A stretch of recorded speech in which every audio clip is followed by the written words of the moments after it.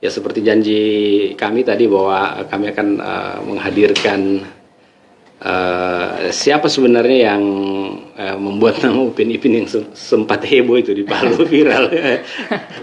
Iya, di sebelah saya sudah ada, kalau bisa dibilang adiknya ya. Iya, iya. Adik dari yang ada makamnya di Palu itu yang Upin Ipin tepatnya di wilayah mana itu? Dupa atau ya? Dupa. Dupa ya? Iya.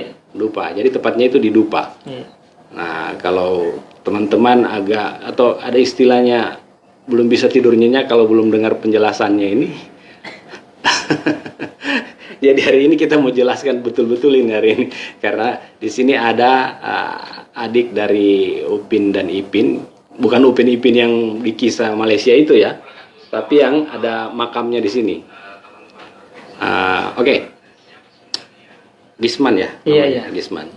Sekarang usia berapa ya kalau itu tadi Upin dan Ipin yang makamnya viral itu 95 atau 96? Kalau yang Upin dia usia 25 kalau sekarang. Sekarang kalau hidup? Iya. 26. 26.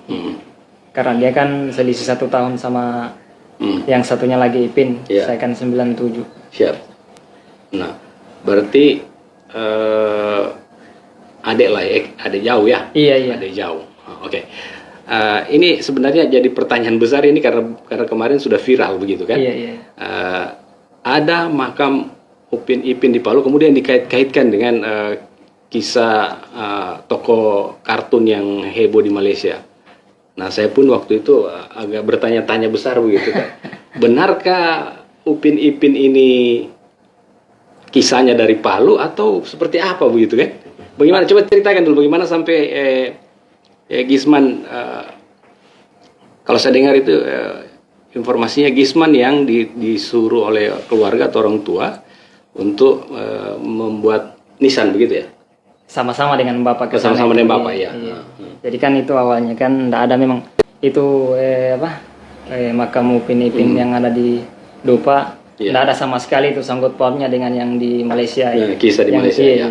Itu kan beliau meninggal itu yang kakak 95 dan yang satunya lagi 96. Jadi begitu 97 saya lahir, tahun 99 saya punya mama yang meninggal. Oh iya. Jadi itu sempat pertama itu belum ada tulisan sama sekali, masih batu tok di situ. Oh, batu gitu ya. Seiring berjalannya waktu ada sedikit rezeki, kita perbaiki makamnya di tahun 2016. Jadi begitu kita ke tempat pembuatan kubur itu, mereka bertanya, yang ini siapa namanya? Sekilas saya jawab sama bapak, itu kan belum ada namanya, harus saja Upin Ipin. Oh. 2016. Jadi nama itu jadi di tempat pembuatan nisan. Iya, karena pihak yang buat nisan tanya, ini siapa namanya di sini? Kita juga kan tidak tahu. Belum ada waktu itu. Iya, belum ada. Supaya memudahkan kita juga kalau memang datang Lebaran, jadi kita ke kuburnya Upin saja begitu. Upin dan Ipin. Iya. Waktu usia berapa Upin dia sempat hidup berapa hari gitu sebelum akhirnya meninggal si Upin dan si Ipinnya? Yang tahu persis itu saya punya orang tua juga, karena yang jelas itu saya dengar 3 hari kalau tidak salah keterangan dari bapak. Yang Upin, yang Ipin 2 minggu. 2 mingguan. 2 minggu ya. Saya baca juga 2 minggu ya. Iya. Ya 2 minggu, jadi Ipinnya 3 hari. Tapi apa kayak bagaimana ya? 95 Upin meninggal, kemudian disusul 96 Ipin. Iya. Kayak baku panggil begitu ya? Bukan ini soal ya. Karena kakak pertama lahir 95. 3 hari kalau tidak salah meninggal. Kemudian lahir lagi Ipin 96, sekitar 2 mingguan meninggal lagi. Lepas dari itu tahun berikutnya 97 saya lahir. Nah, di situ saya punya orang tua, ibu saya itu sudah memang sakit-sakit kurus begitu. 2 tahun setelah dari situ beliau meninggal sudah. Jadi sampai sekarang. Jadi memang kalau dengar kisahnya apa ini memang kakak adik agak mirip-mirip. Jadi orang bilang apa cocokmologi ya. Dikasih cocok-cocok barang ini. Jadi dianggap ini kisahnya Upin Ipin di Malaysia lah. Macam-macam sudah cerita ke sana. Kemudian jarak meninggalnya juga beda setahun. Iya. Jadi memang apa dia menjadi kisah yang kemudian ada yang mencocok-cocokkan, kemudian banyak yang apa berspekulasi mengatakan bahwa justru kisahnya dari Palu diambil orang di Malaysia untuk dibikinkan cerita Upin dan Ipin. Luar biasa. Jadi waktu viral itu apa responnya Papa dan pertama juga waktu saya lihat TikTok, saya lihat ini makam kayak saya kenal. Jadi kaget juga saya lihat, kenapa banyak sekali sudah anunya ini. Tapi kita tidak berani juga langsung anu. Iya. Nanti pas saya ada sementara kerja, menelpon tante dari rumah, katanya ada dari Rara Sulteng di rumah. Saya sudah tunggu situlah. Ya, nanti kita sama-sama klarifikasi saja di situ. Iya. Oh jadi sempat kaget juga ya orang. Iya kaget karena awalnya kan memang cuman untuk diberi nama begitu saja supaya untuk mudah dikenal. Iya.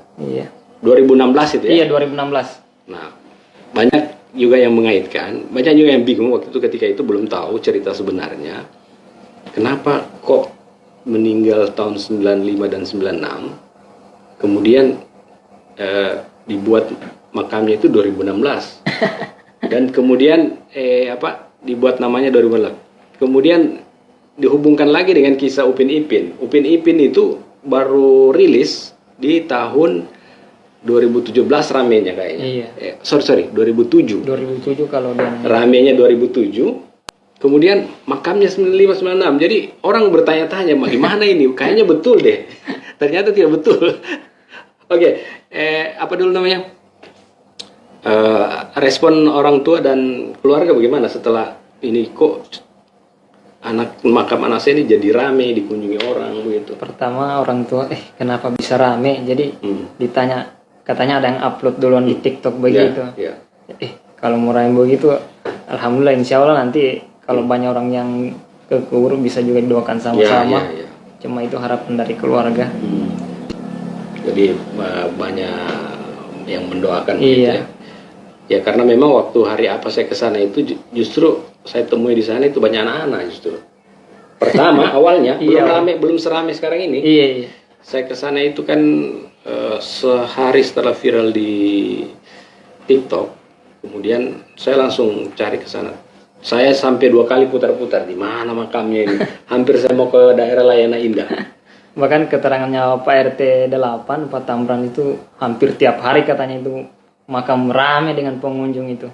Iya, karena waktu saya pergi pertama itu kan saya dapat anak-anak di situ. Begitu baru muncul saya langsung dibilang cari siapa Om?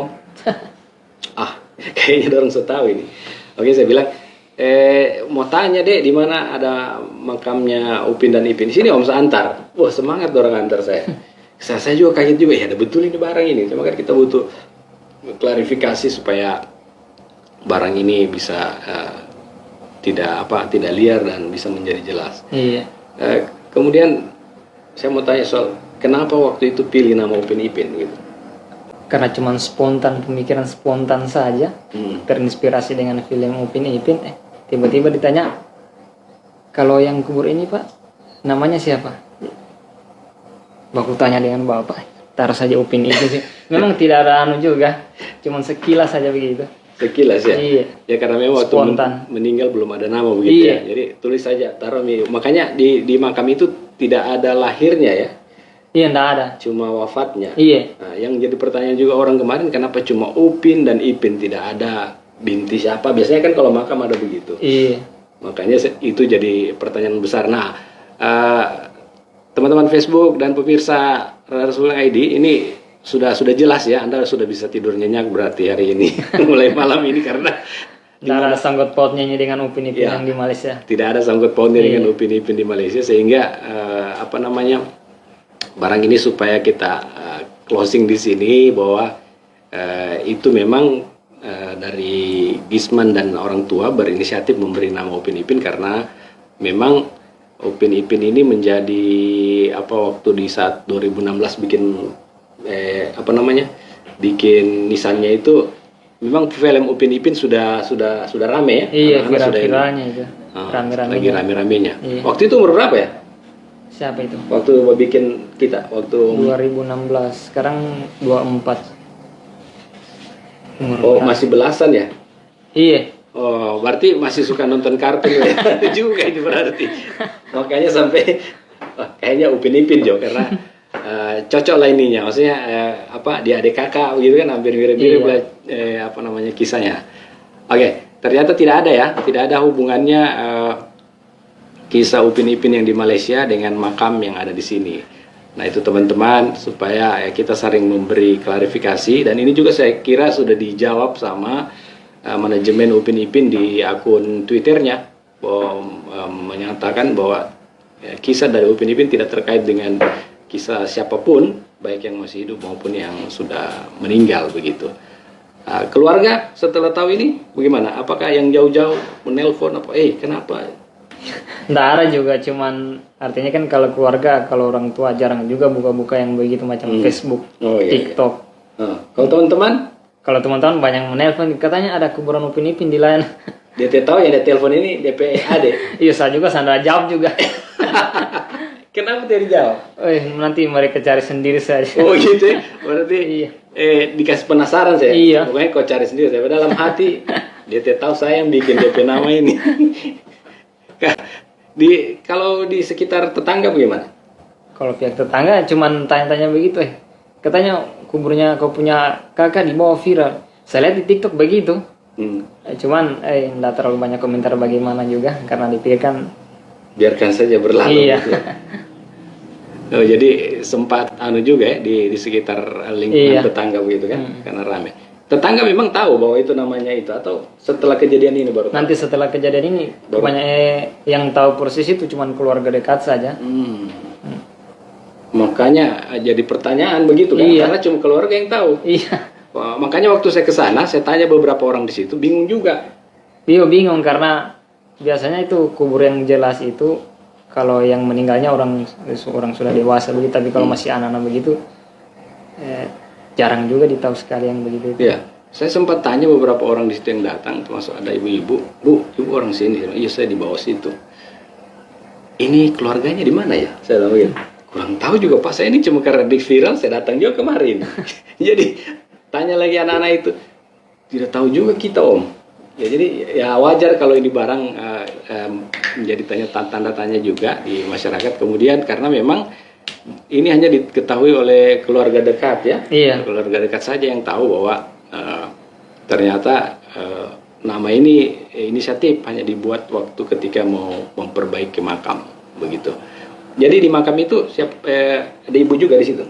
Kalau ibu di sebelah atas, cuma nenek saja di sebelah bawah. Pantasan saya lihat kayaknya makam itu ada tiket yang aku sambung itu.